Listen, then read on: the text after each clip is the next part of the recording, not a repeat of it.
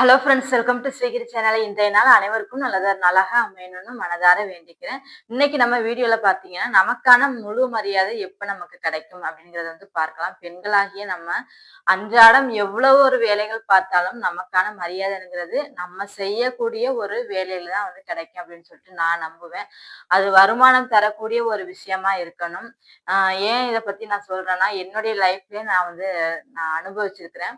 நான் ஓரளவுக்கு இப்ப டிகிரி 2 டிகிரி முடிச்சிருக்கேன்னு வச்சுக்கோங்களேன். இப்ப எனக்கும் கொஞ்சம் கம்மியான படிப்பு ஒரு 10th இந்த மாதிரி படிச்சிருக்காங்கன்னு வச்சுக்கோங்களேன். நான் என்ன கொஞ்சம் பெரியமா பத்தி பேச விரும்பல. எதார்த்தமான ஒரு விஷயத்த சொல்றேன். இப்ப அந்த இடத்துல இப்ப நான் வீட்ல இருக்கிற ஹவுஸ் ஒய்ஃபா இருக்கிறேன். அவங்க ஒரு வேலைக்கு போறாங்க அப்படிங்கிற பட்சத்துல, அவங்க அந்த இடத்துல யாருக்கான மதிப்பு அதிகமா இருக்கும் அப்படின்னு பாத்தீங்கன்னா, அந்த வேலைக்கு போறவங்களுடைய மதிப்பு தான் அதிகமா இருக்கும்.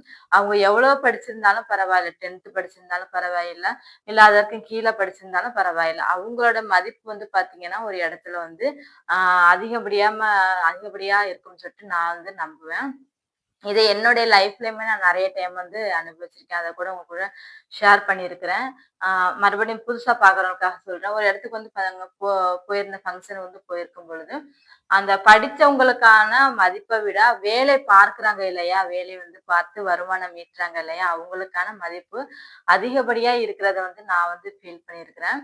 அதனால முடிஞ்ச அளவுக்கு பெண்களாகிய நம்ம வீட்டிலயே பாத்தீங்கன்னா, இப்ப எவ்வளவோ வருமானம் தரக்கூடிய விஷயங்கள் நிறைய வர ஆரம்பிச்சிருச்சு.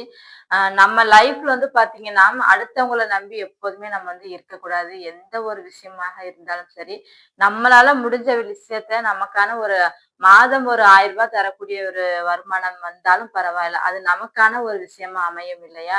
அப்படி நமக்கு இப்ப எவ்வளவோ விதமான பெண்களுக்கான வேலை வாய்ப்புகள்லாம் அதிகமாயிருச்சு. வெளியில போய் நம்மளால வேலை பார்க்க முடியல அப்படிங்கிற பட்சத்துல தாராளமா நம்ம வீட்ல இருந்தே வேலைகள் நம்ம பார்க்கலாம்.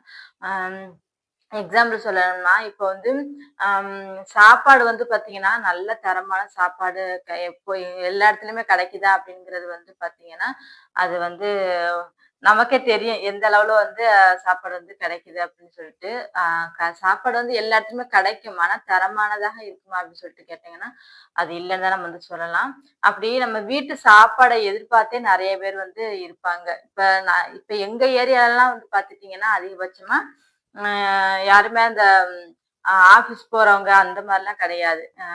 இங்கெல்லாம் பாத்தீங்கன்னா கடல் தொழில் தான் அதிகம். அப்படிங்கிற பட்சத்துல அது வீட்டுலதான் எல்லாருமே சாப்பிடுவாங்க.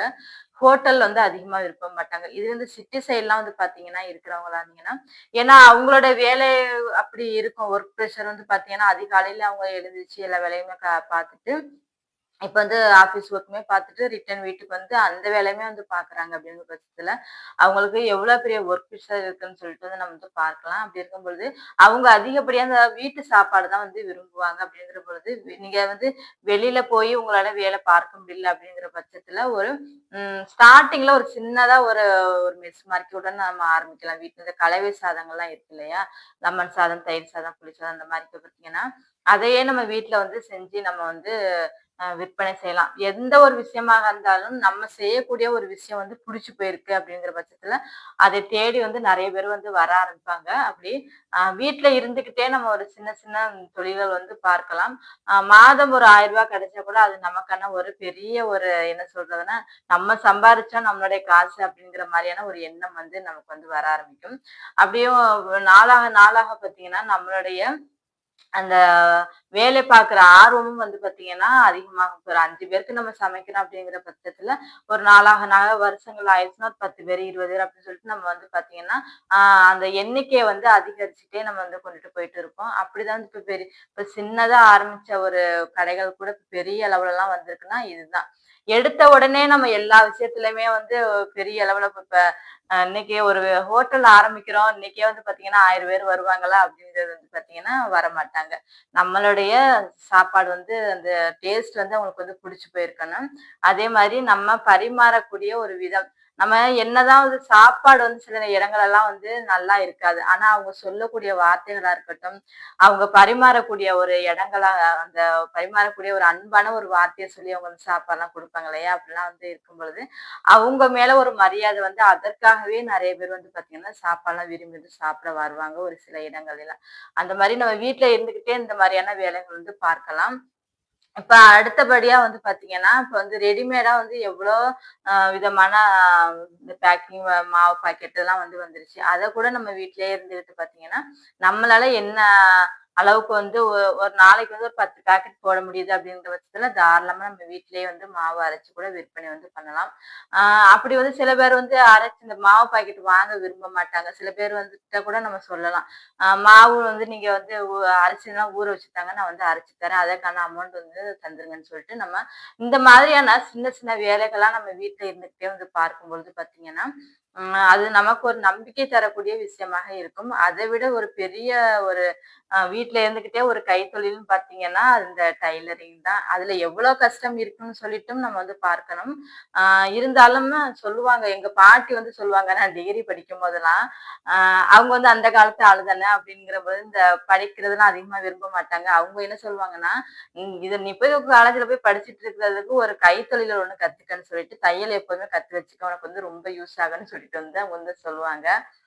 உண்மையாதாங்க. அந்த கைத்தொழில் வந்து இந்த டைலரிங் வந்து நம்ம கத்துக்கிறவங்க வந்து ரொம்ப ரொம்ப என்ன சொல்றதுன்னா, யாருமே நம்ம வந்து எதிர்பார்க்க வேண்டாம். ஒரு அவசரத்துக்கு நம்மளால முடிஞ்ச அளவுக்கு வந்து பார்த்தீங்கன்னா, ஒரு ஒரு 10 ஜாக்கெட் தச்சு குடுத்தாலும் பரவாயில்ல. அதுக்கான ஒரு அமௌண்ட் ஒரு ரூ. 1000 வருது அப்படிங்கிற பட்சத்துல, அது ஒரு பெரிய விஷயமா தானே நமக்கு இருக்கும் அப்படின்னு, நம்ம அந்த விஷயங்கள கூட கத்துக்கலாம். இப்ப வந்து ஆன்லைன்லயே எவ்வளோ விதமான இந்த தையல் கிளாஸ்லாம் வந்து நமக்கு வந்து எடுக்குறாங்க. அப்படி சின்ன சின்ன வேலைகள வந்து நம்ம வந்து வெளியில போயிருந்தா கூட அந்த அளவுக்கு நமக்கு டவுட் வந்து கிளியர் பண்ணுவாங்களா என்னங்கிறது ஒரு சந்தேகம் தான். ஆனா அந்த ஆன்லைன்லலாம் அவ்வளோ வந்து சூப்பரா வந்து நம்ம 1க்கு 10 தடவ கூட நம்ம போட்டு போட்டு பார்த்து நம்மளுடைய ம் அ என்ன சொல்றது? நம்ம வேலைகள வந்து நம்ம வந்து கத்துக்கலாம். அந்த மாரி வீட்ல வந்து பெண்கள் எப்பொழுதுமே ஒரு தனக்கான வருமானத்த வந்து ஏற்படுத்திக்கிற மாதிரியான ஒரு தொழில எப்போதுமே செஞ்சுக்கிட்டே இருங்க. அது நமக்குமே நம்பிக்கை தரக்கூடிய ஒரு விஷயமா வந்து மாறும்.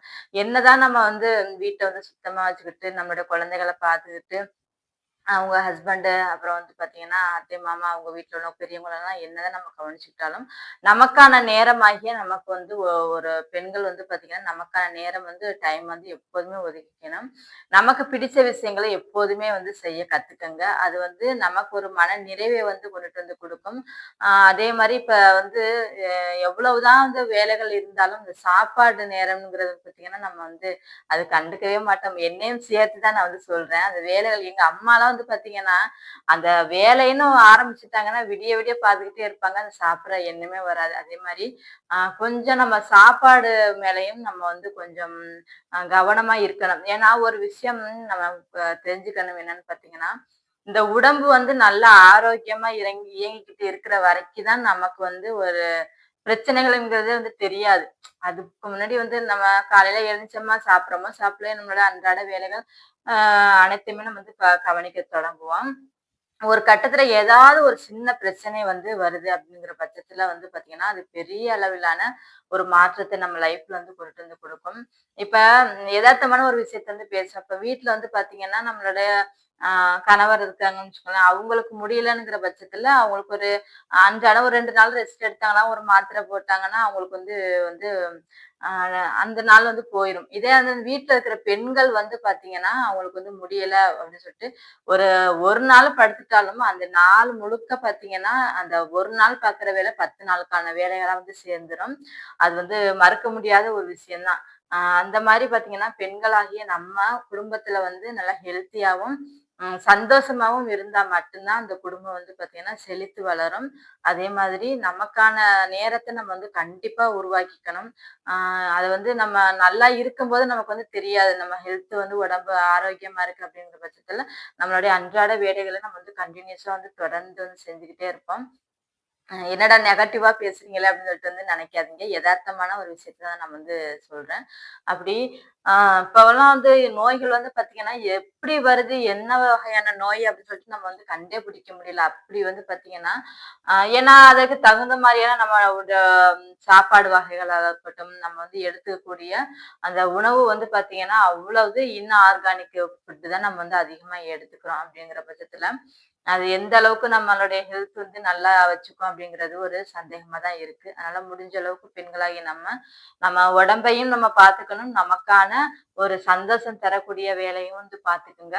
இன்னும் நெறைய பெண்களுக்கு வந்து பாத்தீங்கன்னா, அவ்ளோ ஒரு டேலண்ட் இருக்கும். நான் வந்து உண்மையா என்னோட காலேஜ் படிக்கின்ற காலத்துலலாம் பாத்தீங்கன்னா, ஒரு பொண்ணு வந்து இருந்தாங்க. டேலண்ட்னா வந்து பாத்தீங்கன்னா, அப்படி ஒரு டேலண்ட். அந்த பொண்ண தான் வந்து நான் வந்து எப்போதுமே என்னுடைய லைஃப்ல வந்து மோட்டிவேஷனல் இன்ன வரைக்குமே வந்து நெனச்சிட்டு இருக்கேன். அவ்ளோ ஒரு டேலண்டா வந்து இந்த பொண்ணு வந்து இருப்பாங்க.